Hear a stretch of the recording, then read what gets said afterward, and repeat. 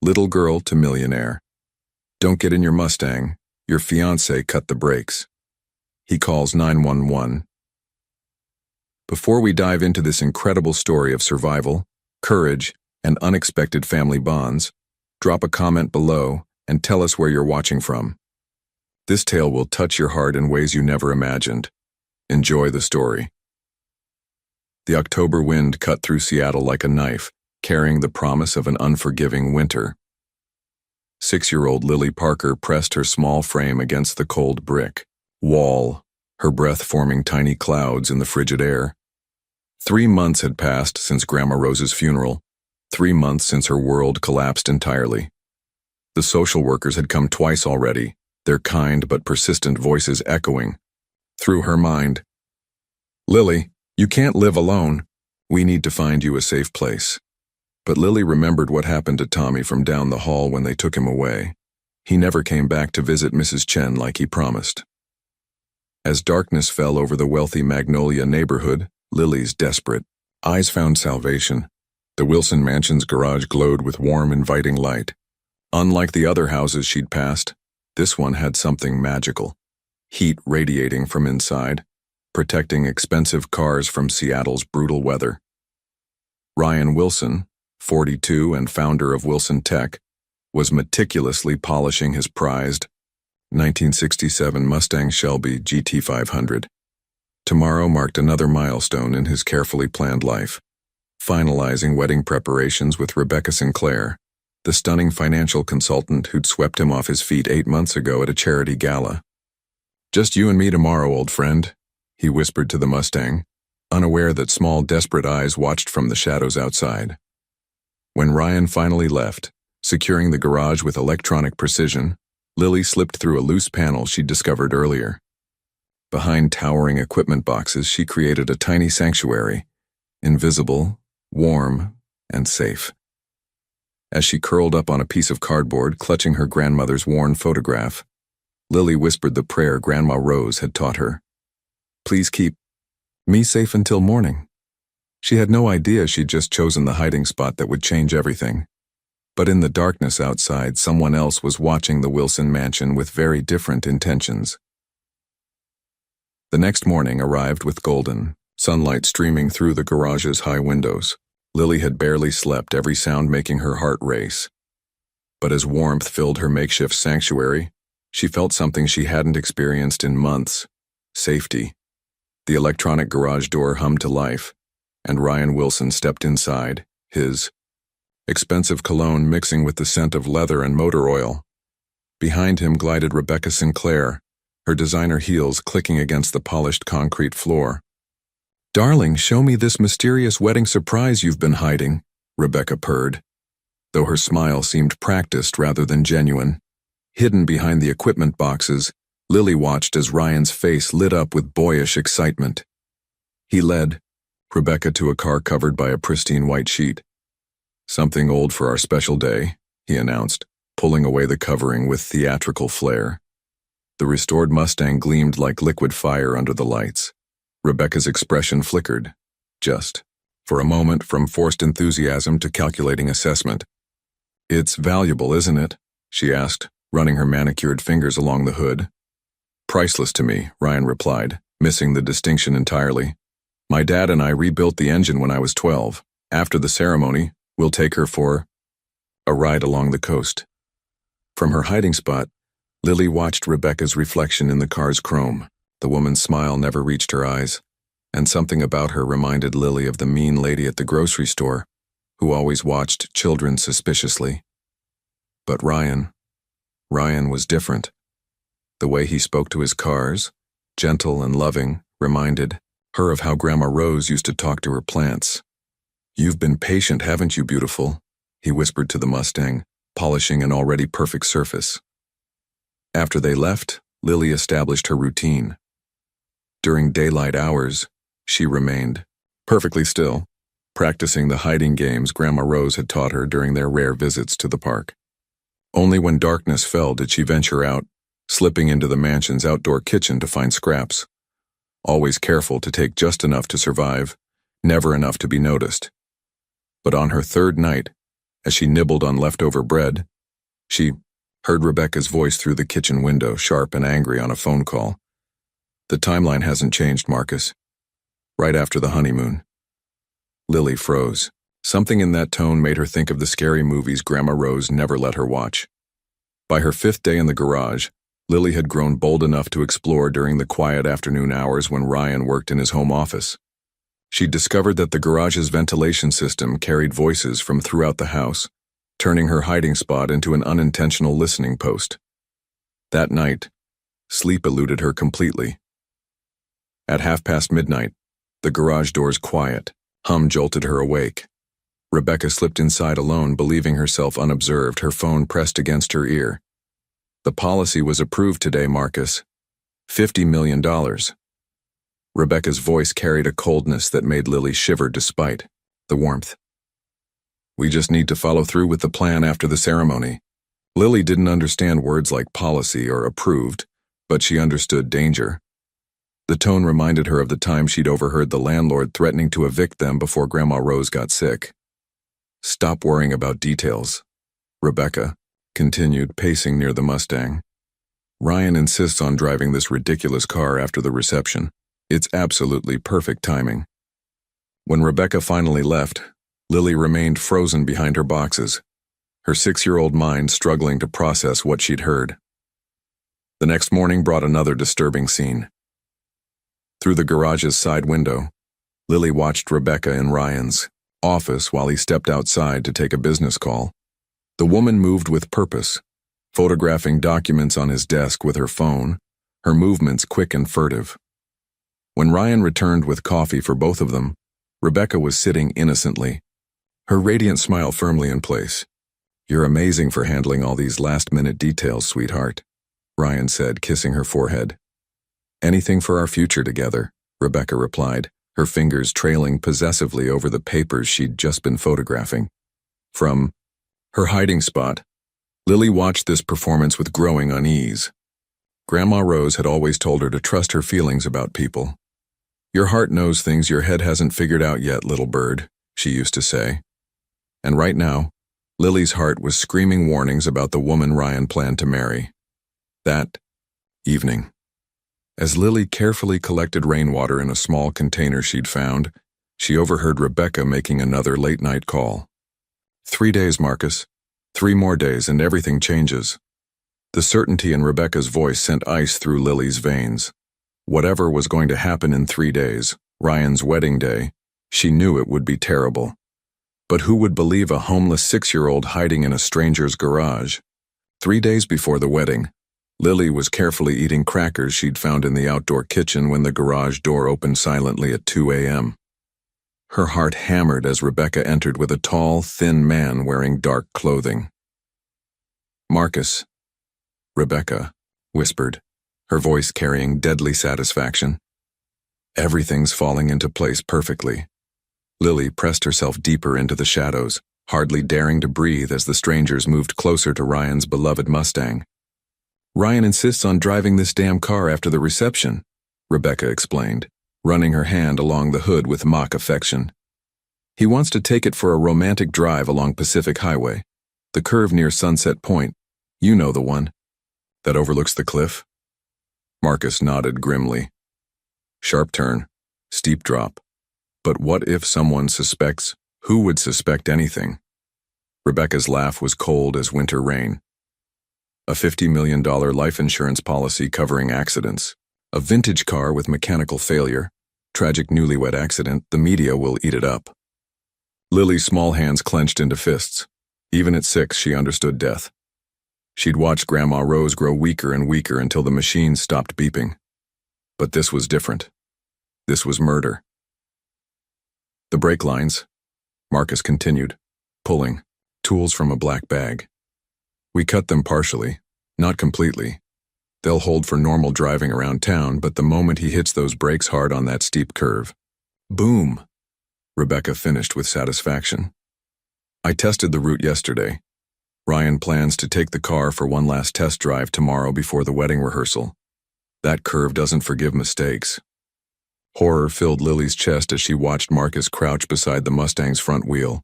These people were going to hurt Ryan, kind Ryan, who talked sweetly to his cars and brought Rebecca coffee every morning. A small wrench slipped from Marcus's hand, clanging against the concrete. Both conspirators froze. "What was that?" Marcus hissed. Rebecca listened intently, then shrugged. "Probably one of the gardener's cats. They get into everything." As Marcus resumed his deadly work, cutting brake lines with surgical precision, Lily bit her lip to keep from crying out. She thought of Grandma Rose's voice. "Sometimes, little bird, doing the right thing means being braver than you've ever been." But how could someone so small stop something so terrible? When they finally left, Lily crept toward the Mustang on trembling legs. Even in the dim light, she could see the damage. Fluid pooling beneath the car like dark tears. Tomorrow, Ryan would take his final test drive. Unable to escape without being seen, Lily remained frozen in her hiding spot as Rebecca and Marcus methodically destroyed Ryan's cherished Mustang. The precision of their work terrified her. This wasn't random vandalism, but calculated murder. "Hand me the smaller cutter," Rebecca whispered, displaying surprising mechanical knowledge as she pointed to specific brake lines. "We need to weaken this section just enough. When he presses hard on the brakes going downhill." Marcus worked with the skill of someone who'd done this before. "The fluid will drain slowly at first, then completely fail under pressure. It'll look like old equipment giving out." Lily watched in horrified fascination as they drained brake fluid into containers, then carefully cleaned up every trace of their presence. These weren't amateurs. They moved like ghosts, leaving no evidence except the invisible death trap they'd created. "I tested the route yesterday," Rebecca continued, her voice filled with anticipation. "Ryan mentioned he wants to take it up to Mount Rainier tomorrow morning, then down Pacific Highway before picking up his best man at the airport. That stretch past Sunset Point has claimed 3 cars in the past decade." "What about the wedding?" Marcus asked, sealing the brake fluid containers. Rebecca's smile was predatory. "I'll be the devastated widow before I'm even technically a wife. The sympathy will be overwhelming. Local news loves tragic stories. Successful businessman dies in vintage car accident the day before his wedding." When they finished, the Mustang looked exactly the same from the outside. Only someone checking underneath would notice the carefully orchestrated sabotage. "Beautiful work," Rebecca said, running her hand lovingly along the car's hood one final time. "Ryan always said this car was his pride and joy. How poetic that it'll be his coffin." After they left, Lily crept toward the Mustang on shaking legs.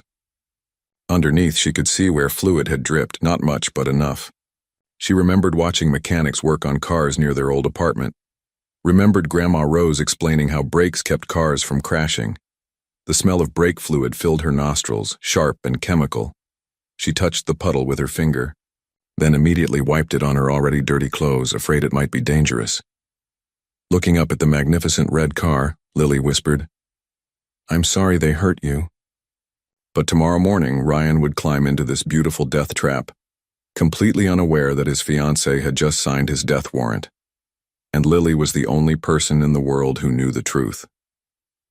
Dawn broke over Seattle with cruel beauty, painting the sky in shades of gold and pink. Lily hadn't slept at all, her mind racing with impossible choices. Every time she closed her eyes, she saw Ryan's kind face and heard Grandma Rose's voice. "Doing the right thing is rarely doing the easy thing, little bird." But what was the right thing for a homeless 6-year-old who'd been hiding illegally in a stranger's garage? Through the windows, she watched Ryan and Rebecca having breakfast on the terrace. Rebecca played her part perfectly, the loving fiancée feeding him strawberries, laughing at his jokes, adjusting his tie with tender care. The performance was flawless, and it made Lily's stomach turn. "I can't wait to start our life together," Rebecca said, her voice carrying clearly through the morning air. "After your little joyride in that car today, we'll be inseparable." Ryan checked his watch. "Just a quick test drive to make sure everything's perfect. Then I'll pick up David from the airport. He's been dying to see the Mustang since I told him about the restoration." Lily's heart hammered. Ryan planned to test the car in exactly 1 hour. David, his best man, would be waiting at the airport, but Ryan would never arrive. Instead, he'd be lying broken at the bottom of Sunset Point Cliff while Rebecca played the grieving widow. The weight of knowledge pressed down on her small shoulders like a mountain. She thought about the social workers, about being taken away to strangers, about the group home Tommy had described in whispered, fearful words. Everything in her 6-year-old world screamed, "Run and hide." But then she remembered Ryan's gentle voice talking to his cars, the way he'd unknowingly provided her with warmth and shelter when she had nowhere else to go. He'd never even met her, but his kindness had saved her life. Could she really let him die to protect herself? Through the garage window, she watched Ryan kiss Rebecca goodbye and start walking toward the garage, keys jingling in his hand. His face glowed with anticipation. He genuinely loved that car, loved his fiancée, loved his carefully planned life. A life that would end in 15 minutes if Lily stayed hidden. With a courage that would have made Grandma Rose proud, Lily made her choice. She couldn't save herself and let Ryan die. Some things mattered more than being safe. Taking a deep breath that tasted like motor oil and morning air, she stepped out from behind the equipment boxes for the first time in over a week. Ryan Wilson said goodbye to Rebecca with a tender kiss and walked toward the garage, spinning his keys around his finger like a man without a care in the world. The morning sun caught the metal, creating tiny rainbows that danced across the pristine driveway. Gathering every ounce of courage her small body possessed, Lily burst from the side garden and ran across the manicured lawn, her bare feet slipping on the dew-soaked grass. "Sir? Sir, don't get in your car," she screamed, her thin voice cutting through the peaceful morning air like a siren. The pretty lady broke it last night. Ryan froze mid-step, completely stunned by the apparition racing toward him. A tiny girl with tangled hair, wearing clothes that had seen better days, her eyes wide with desperate urgency. On the terrace, Rebecca's coffee cup slipped from her fingers, shattering against the white marble with a sound like breaking bones. Dark liquid spread across the stone like spilled blood.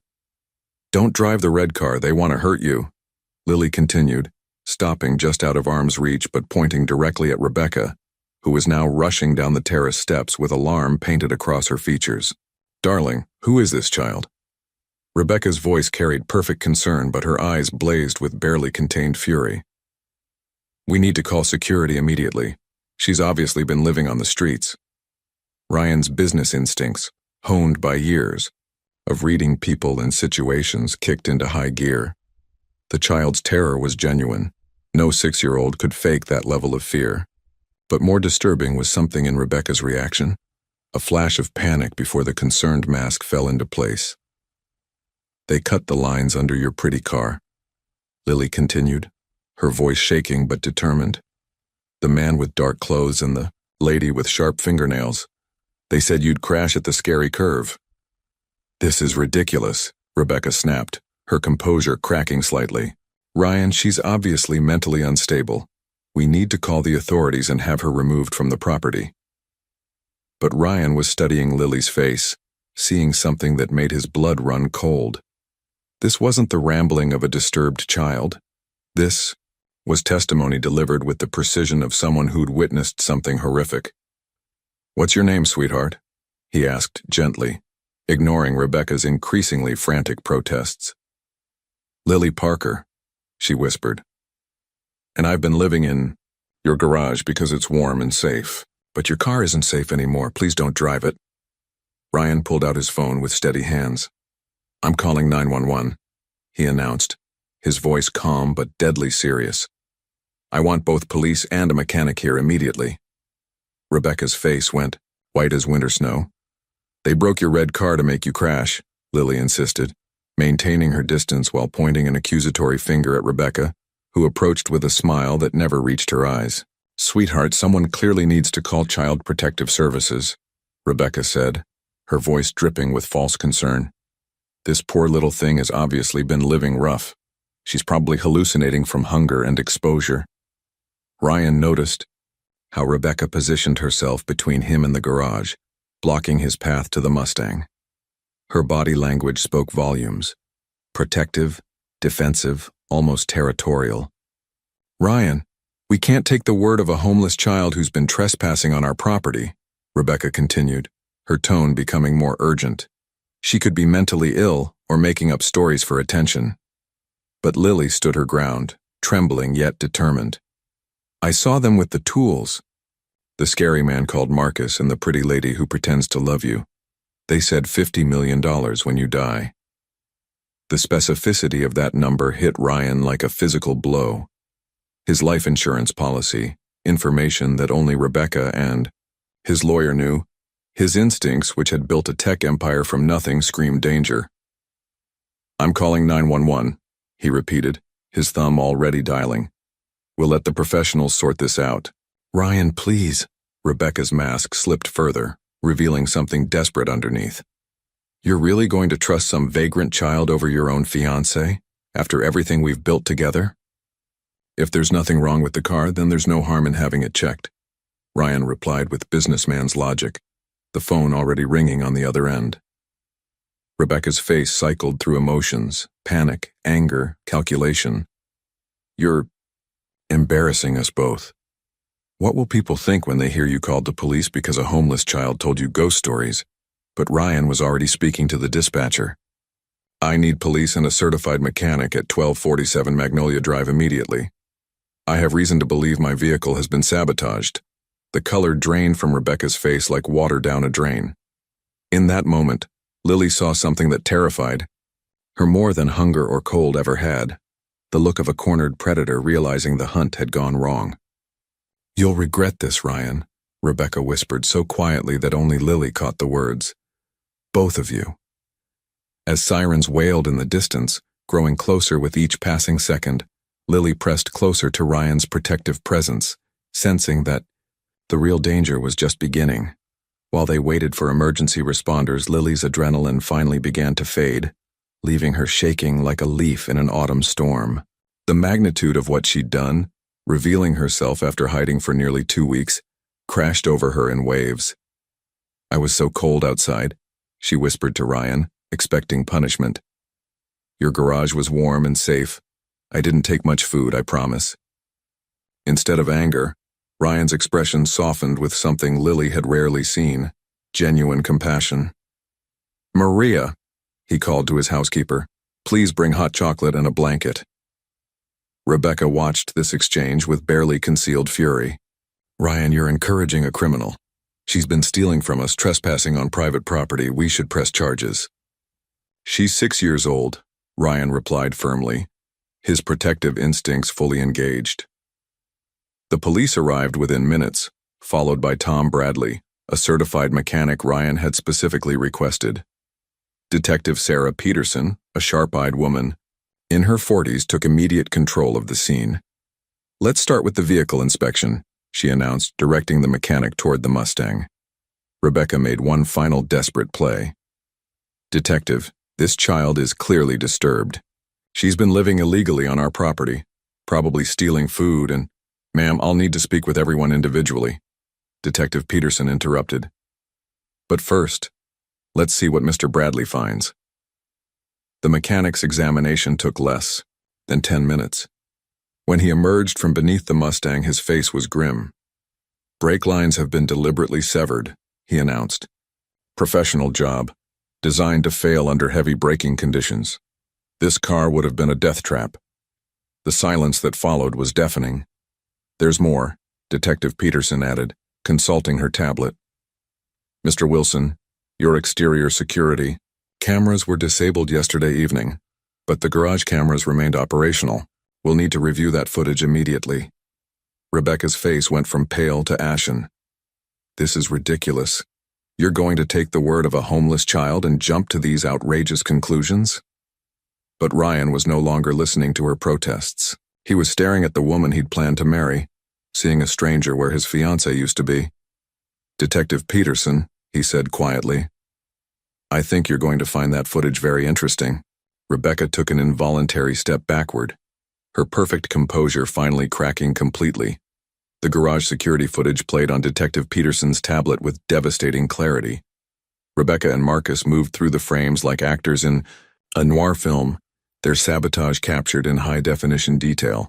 That's impossible, Rebecca stammered, but her voice lacked conviction. Those cameras were supposed to be... She caught herself, but too late. Supposed to be what, Ms. Sinclair? Detective Peterson asked, her pen poised over her notepad. Realizing her mistake, Rebecca made a desperate break for the door. Two officers intercepted her before she reached the driveway, her designer heels skidding on the polished concrete as she struggled against their grip. "You don't understand," she shrieked, her composure completely shattered. "I deserved everything he had. Do you know what I went through to get this close to him?" Ryan stood frozen, watching the woman he'd planned to marry transform into someone utterly unrecognizable. The gentle fiancée who brought him morning coffee had vanished, replaced by something cold and calculating. "Mrs. Sinclair," Detective Peterson continued, "or should I say Ms. Reed?" Rebecca's struggles ceased instantly. "How did you—" "Vanessa Reed," Peterson explained to Ryan, who looked completely bewildered. "Wanted for questioning in connection with the suspicious death of Portland businessman James Morrison 3 years ago. Your fiancé has quite an interesting background." The revelations kept coming like hammer blows. James Morrison died in a convenient car accident just 6 months after marrying Ms. Reed.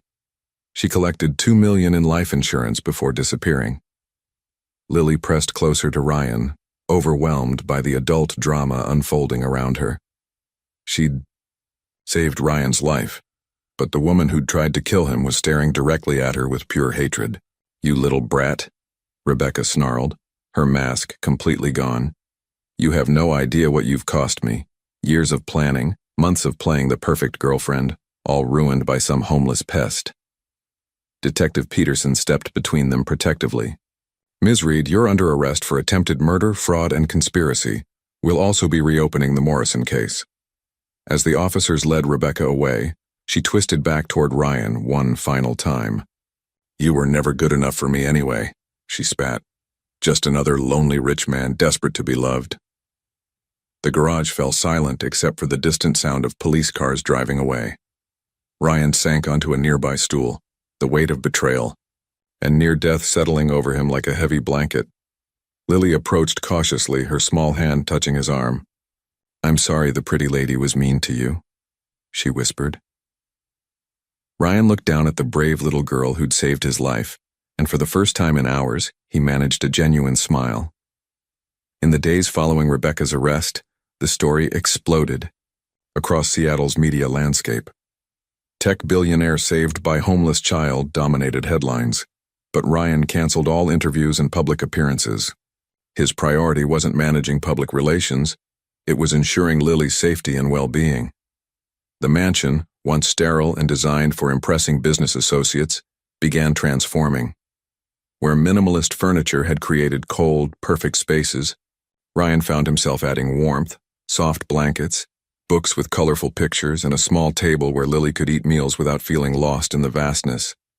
"I've never had pancakes that weren't from a box," Lily admitted on her third morning, syrup coating her chin as she attacked the stack Maria had prepared. Ryan watched her eat with fascination. His carefully controlled life had operated like clockwork for years: board meetings, profit margins, strategic planning. Now he found himself learning the chaos of childhood. Questions that began before he'd finished his coffee, small hands that left fingerprints on every glass surface, and the constant background noise of someone who viewed the world with wonder instead of calculation. The investigation revealed Lily's tragic circumstances. Orphaned when her grandmother Rose died 3 months earlier, she'd been evading social services out of fear. Her grandmother had briefly lost custody years before due to a bureaucratic mix-up, leaving 6-year-old Lily terrified of being separated from the only family she'd ever known. The state has located a distant cousin in Florida, caseworker Helen Martinez explained during a meeting in Ryan's study. Marcus Parker expressed interest in taking custody. Ryan's protective instincts flared immediately. Has this man been vetted? Does he have experience with children? He's passed initial background checks, Martinez replied carefully. But we always prefer family placement when possible. That evening, Ryan found Lily in the guest room, carefully folding her few possessions into the same plastic bag she'd carried when hiding in his garage. "You don't have to pack yet," he said gently, sitting on the bed's edge. "The social worker said it would be several weeks before any decisions are made." Lily looked up with eyes far too old for her 6-year-old face. It's okay, Mr. Ryan. I already knew I couldn't stay. Nobody keeps me for very long. The resignation in her voice broke something inside Ryan's chest. This brave little girl, who'd risked everything to save a stranger's life, had learned to expect abandonment as naturally as breathing. Lily, he said carefully, what if there was another option? What if I applied to become your guardian? Her eyes widened with hope and disbelief. You'd want to keep me? Even though I hid in your garage and ate your food?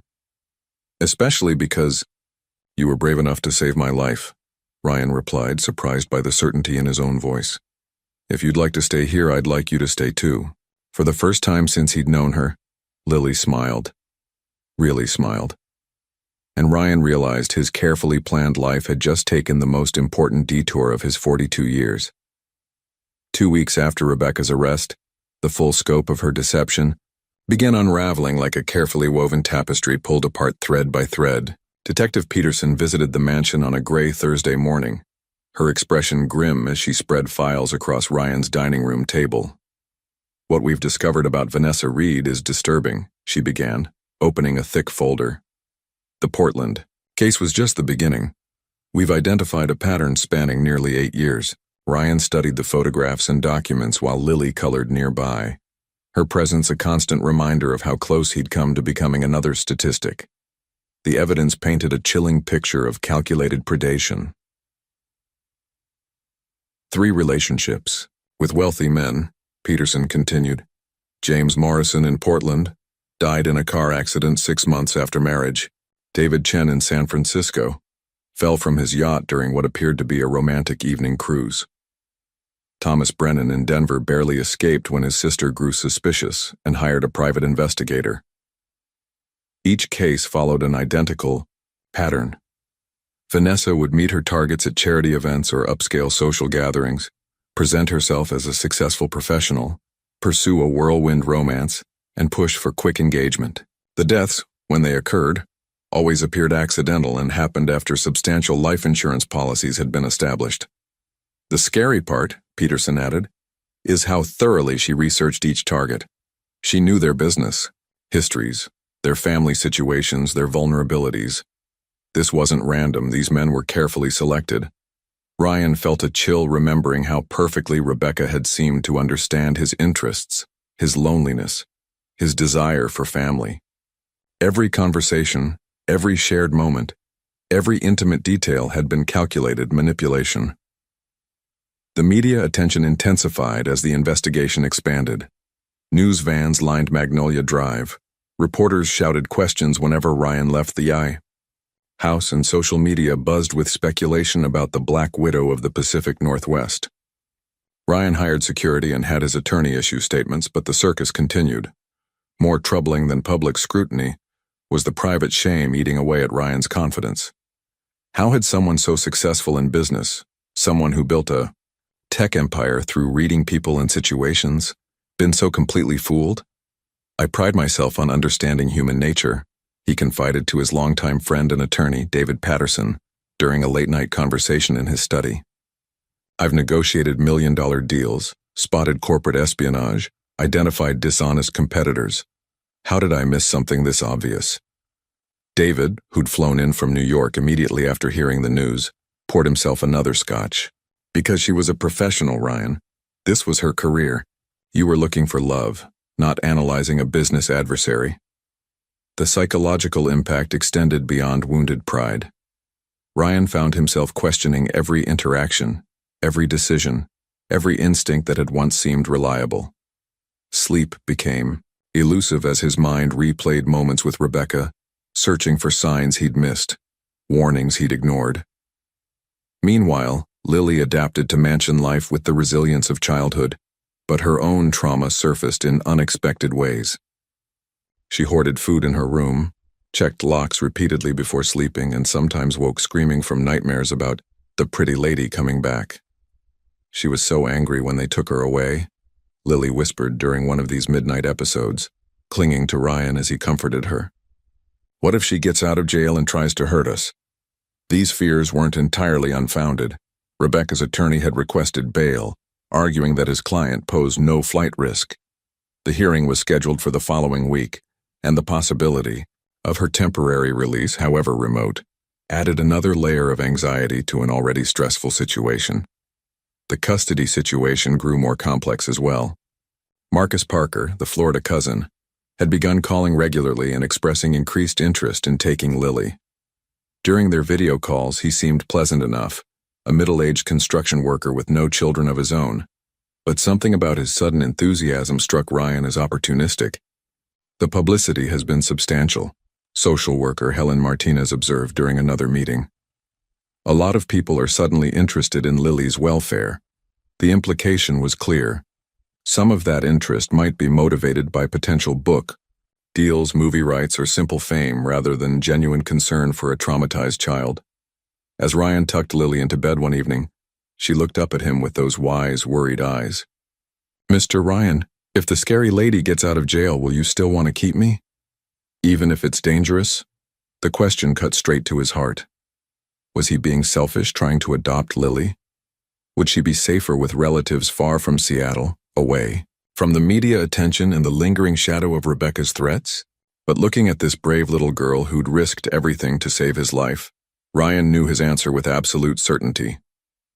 "Lily, nothing in this world could make me stop wanting you and my family. We'll face whatever comes together." Outside, rain began pelting the windows like tiny fists, and somewhere in the distance, sirens wailed through the Seattle night. 1 month after Rebecca's arrest, Marcus Hoffman was released on bail due to a procedural error in his arrest warrant. His lawyer had successfully argued that evidence obtained during the initial search was inadmissible, creating enough reasonable doubt to secure his temporary freedom while awaiting trial. The news hit Ryan like a physical blow when Detective Peterson called at 6 a.m. on a stormy Tuesday morning. "We've assigned additional patrol units to your neighborhood," she assured him. "But Hoffman is legally required to stay away from you and Lily. He's wearing an ankle monitor and can't leave King County without permission." Ryan knew that legal requirements meant little to desperate criminals. Marcus had watched his entire future crumble because of Lily's testimony. Desperate people did desperate things, a lesson Ryan had learned all too well. The mansion's security system received immediate upgrades: motion sensors, reinforced locks, panic buttons in every room, and 24-hour monitoring. Ryan hired private security guards who rotated shifts, ensuring the property was never unprotected. But Marcus proved more cunning than anyone anticipated. The storm that Tuesday night was particularly fierce, with winds strong enough to knock out power lines across Seattle. The mansion's backup generators kicked in automatically, but the electrical disruption temporarily disabled several exterior security cameras, a window of opportunity Marcus had apparently been waiting for. Ryan and Lily were awakened at 2 a.m. by the soft chime of their security system's intrusion alert. Ryan's phone displayed a silent alarm indicating motion in the lower level, but the affected cameras showed only static. "Stay close to me," Ryan whispered to Lily, who was already trembling at his side. They'd practiced this scenario multiple times, but facing real danger felt entirely different.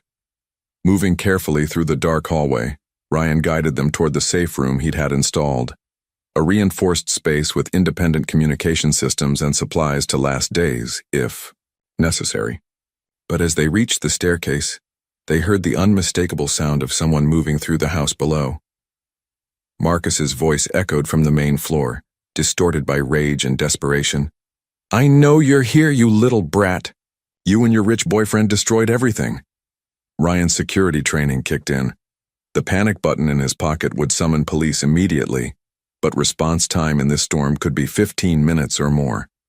The safe room was their best option, but reaching it required crossing an exposed area where Marcus might see them. "I've got nothing left to lose now," Marcus shouted, his voice getting closer. "Rebecca's locked up, my life is ruined, and it's all because some homeless kid couldn't mind her own business." Lily pressed against Ryan's side, her small body shaking with terror. But when she spoke, her voice carried surprising steadiness. "Mr. Ryan, I know another way." During her weeks exploring the mansion, Lily had discovered passages and spaces that even Ryan didn't know about. Behind a bookshelf in the upstairs library was a narrow maintenance corridor that connected to unused servants' quarters from the house's original construction. "It's really small," she whispered, "but we can hide there until the police come." Trusting her completely, Ryan followed Lily's lead through the hidden passage. The space was cramped and dusty, clearly unused for decades, but it was invisible to anyone who didn't know it existed. They could hear Marcus moving through the house systematically, checking rooms, growing increasingly frustrated. Glass broke somewhere downstairs, probably a vase or picture frame thrown in anger. "They've got to be here somewhere," he muttered, his voice carrying up through the old walls. The cars are in the garage, the security lights are on. The ankle monitor that was supposed to track Marcus apparently hadn't prevented him from reaching the mansion. Either he'd found a way to disable it, or the storm was interfering with the signal. For 20 agonizing minutes, they waited in the narrow space while Marcus searched the house.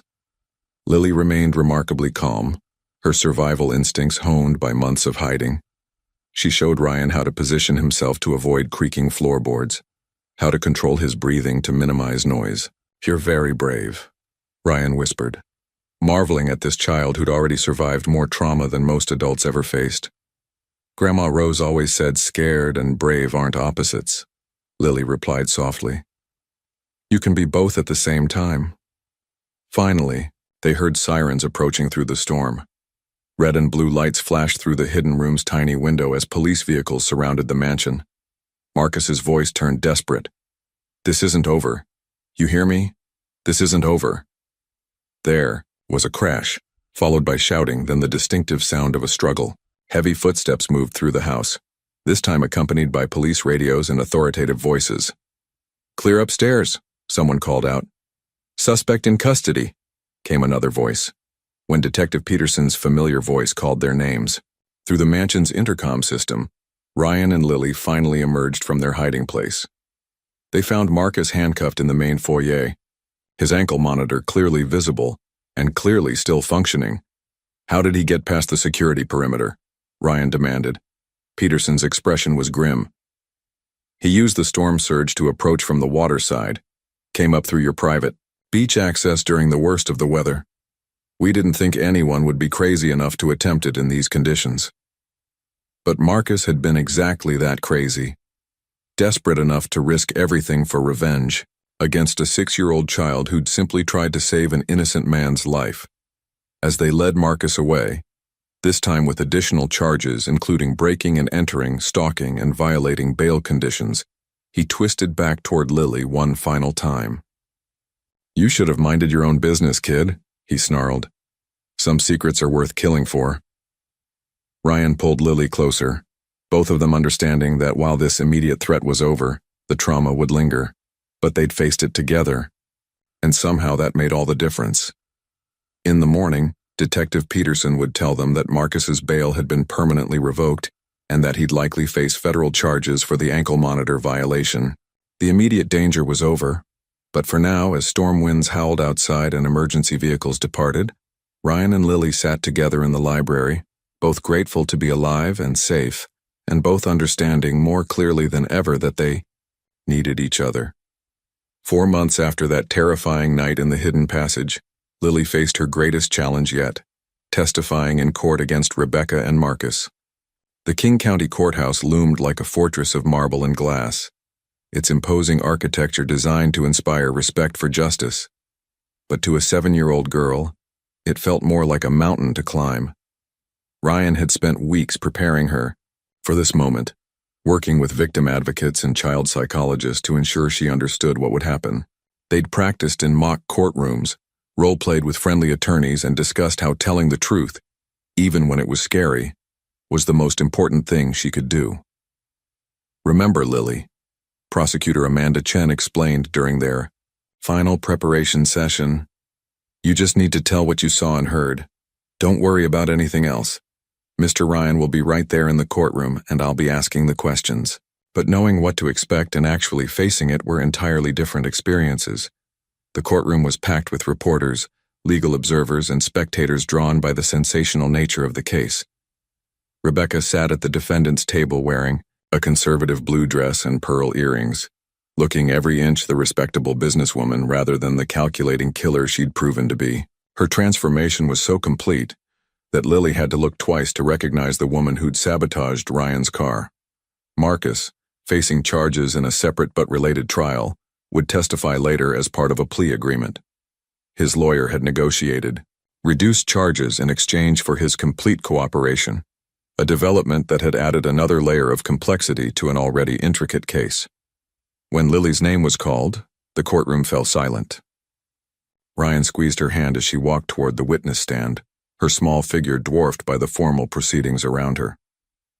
The bailiff had to adjust the microphone down to her height, and the judge spoke in gentle tones that seemed almost out of place in the austere setting. "Lily, do you understand that you're here to tell the truth about what you saw and heard?" Judge Margaret Thompson asked kindly. "Yes, ma'am," Lily replied, her voice barely audible despite the microphone's amplification. Prosecutor Chen began with simple questions about Lily's background, establishing how she'd come to be living in Ryan's garage.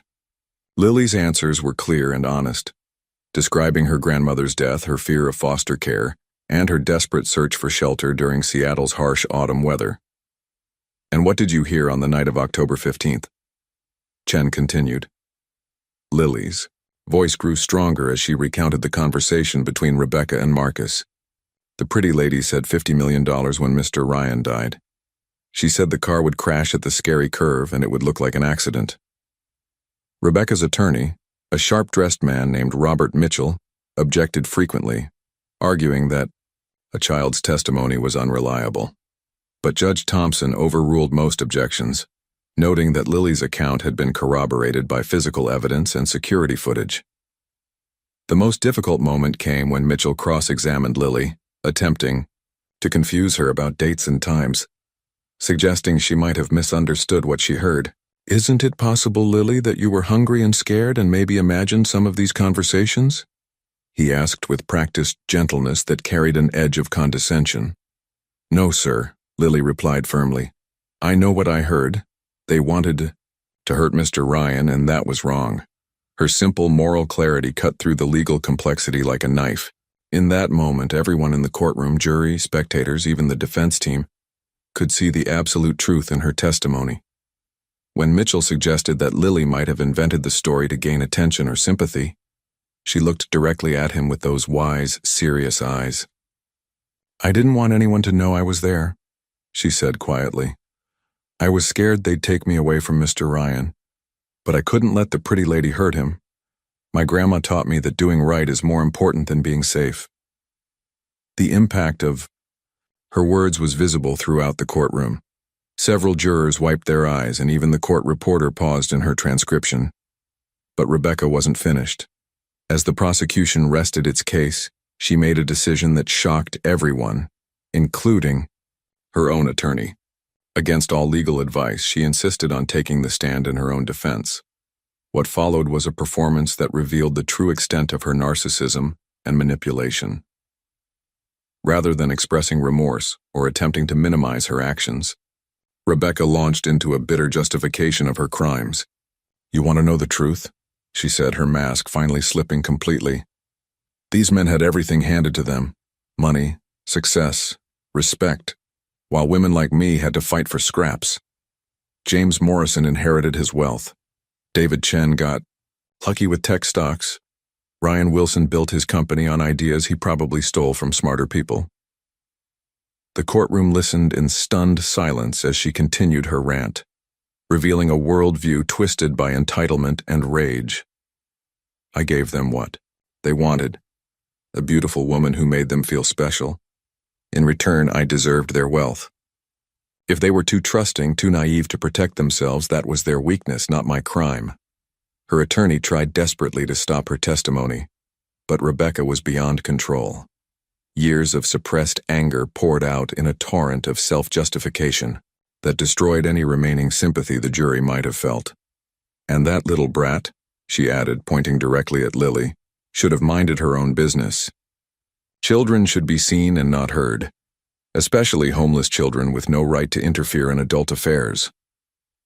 Judge Thompson had to gavel for order as murmurs rippled through the courtroom. Ryan's hands clenched into fists, his protective instincts screaming at Rebecca's attack on Lily, but Lily herself remained calm, looking at Rebecca with something approaching pity. "She's very angry," she whispered to Ryan after they left the courthouse that day. "Grandma Rose said angry people usually hurt because someone hurt them first." The jury deliberated for less than 3 hours. Rebecca was convicted on all charges: attempted murder, fraud, conspiracy, and multiple counts related to her previous crimes. The judge sentenced her to 25 years in federal prison without possibility of parole for 15 years. As Rebecca was led away in handcuffs, she maintained her defiant demeanor until the very end.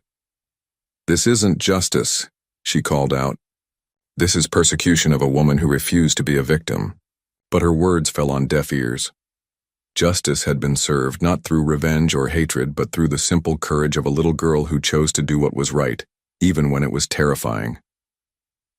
Outside the courthouse, as media cameras flashed and reporters shouted questions, Ryan lifted Lily into his arms.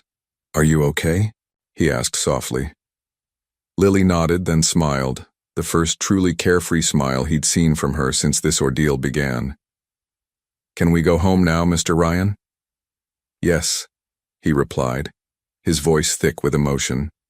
"Let's go home." 1 year after that fateful October morning, when a desperate little girl emerged from a garage to save a stranger's life, the Wilson mansion had transformed beyond recognition. Where once stood sterile showcases designed to impress business associates, warm living spaces now invited actual living. The minimalist furniture that had dominated every room gave way to comfortable sofas perfect for reading bedtime stories.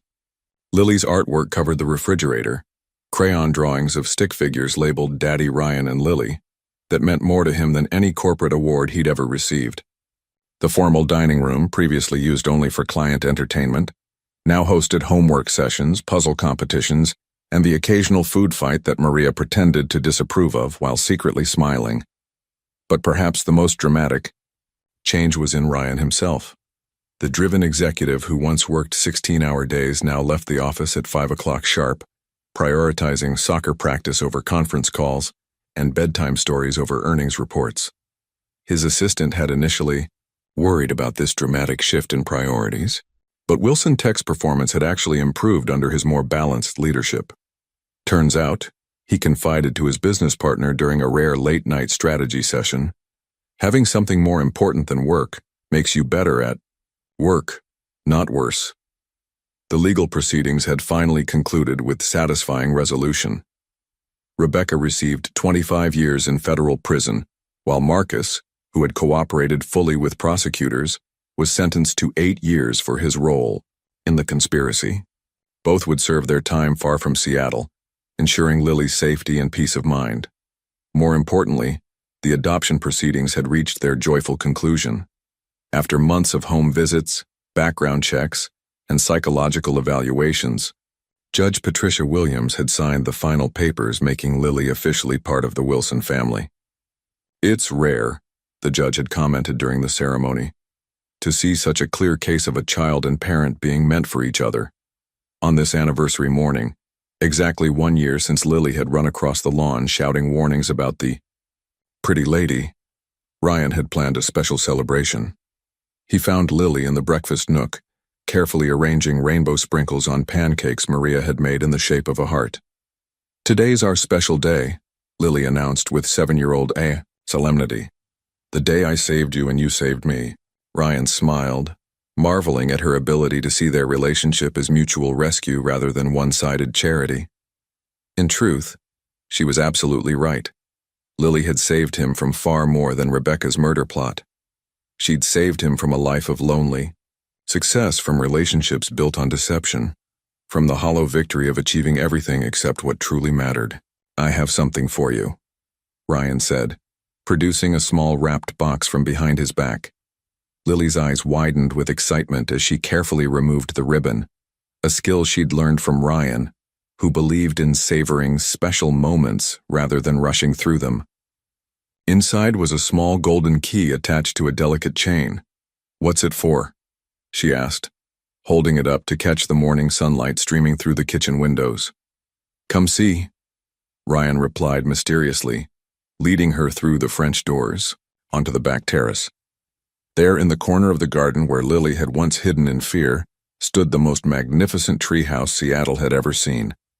Built from cedar and glass, it was large enough for 2 people, but designed with 7-year-old sensibilities, complete with a rope ladder, telescope for spying on squirrels, and most importantly, a perfect view of the garage where their story had begun.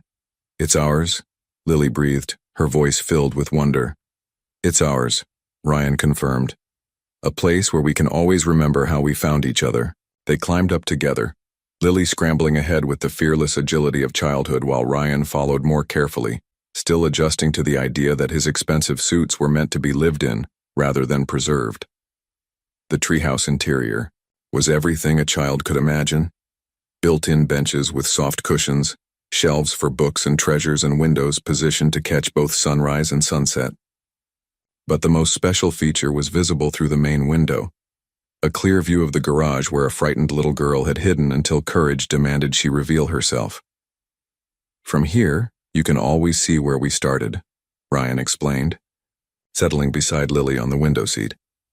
"But more importantly, you can see all the places we might go." Beyond the garage, the view encompassed Seattle's skyline, the Sound with its ferry boats and sailboats, and the mountains that rose like promises on the horizon.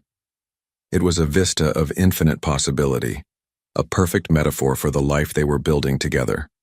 "Mr. Ryan," Lily said suddenly, using the formal address she'd never quite abandoned despite his gentle corrections. "Do you think the pretty lady is sorry for what she did?" The question surprised him. Even after everything, Lily's capacity for empathy remained intact, a remarkable resilience that spoke to both her grandmother's influence and her own essential goodness. "I don't know," Ryan answered honestly, "but I hope someday she finds a way to understand that hurting people never solves anything." They sat in comfortable silence, watching the city wake up around them. Ferry horns echoed across the water, seagulls called to each other from the roof peaks, and somewhere in the distance, children's laughter drifted from a nearby playground. "I used to think," Ryan said slowly, "that success meant building the biggest company, making the most money, impressing the most people. I spent so many years focused on achieving things that I forgot to build a life worth living." Lily considered, this with the seriousness she brought to all important conversations. "Grandma Rose used to say that things don't make you happy. People do. And doing right makes you proud of yourself even when nobody else knows about it." The wisdom of it struck Ryan with fresh force. Rose Parker, whom he'd never met, had raised a granddaughter capable of risking everything to save a stranger. That kind of moral courage wasn't taught in business schools or corporate seminars. It was cultivated through love, example, and the deep understanding that character mattered more than comfort. "Your grandmother sounds like she was an amazing woman," Ryan said softly. "She was," Lily agreed. "But I think she would have liked you. You take care of people, your employees, Maria, me. Grandma always said that's how you know someone's heart is good." As the morning sun climbed higher, warming their special sanctuary, Ryan reflected on the unexpected journey that had brought them to this moment. A year ago, he'd been preparing to marry a woman who wanted to kill him for money. Today, he was planning a future with a daughter who'd saved his life simply because it was the right thing to do. The irony wasn't lost on him. He'd spent millions on security systems, background checks, and legal protections. But his real salvation had come from a homeless 6-year-old with nothing but courage and moral clarity. "Lily," he said finally, "there's something I want you to always remember. You didn't just save my life that day, you gave me a reason to live it." She looked up at him with those wise, serious eyes that had seen too much sadness but somehow retained their capacity for joy. "Sometimes you have to lose something to gain something better," she said, with the profound simplicity that only children possess. Ryan smiled, remembering how she'd used almost exactly those words a year ago. His empty mansion had been filled with laughter. His sterile success had been transformed into meaningful purpose. His lonely achievement had become shared adventure.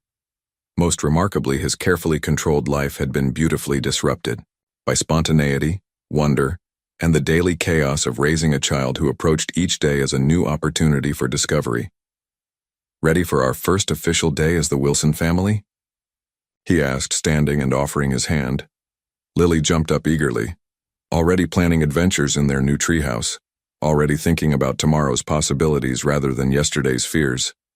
"Ready," she declared with a smile that could power the entire city. And as they climbed down from their elevated sanctuary into the garden below, both of them understood that while their story had begun with danger and deception, it would continue with love, laughter, and the unshakable bond between a man who'd learned that family was more valuable than fortune and a little girl who'd discovered that courage could create its own kind of magic. The garage stood unchanged in the morning light, a silent witness to the miracle that had unfolded within its walls. But everything else, their hearts, their home, their hopes for the future, had been transformed by the simple recognition that sometimes the most important family members arrive in the most unexpected ways. In the distance, church bells chimed the hour, and Ryan Wilson and his daughter Lily headed inside for breakfast, their shadows intertwining on the path like the lives that had found each other against all odds and chosen, despite every reason for fear, to build something beautiful together.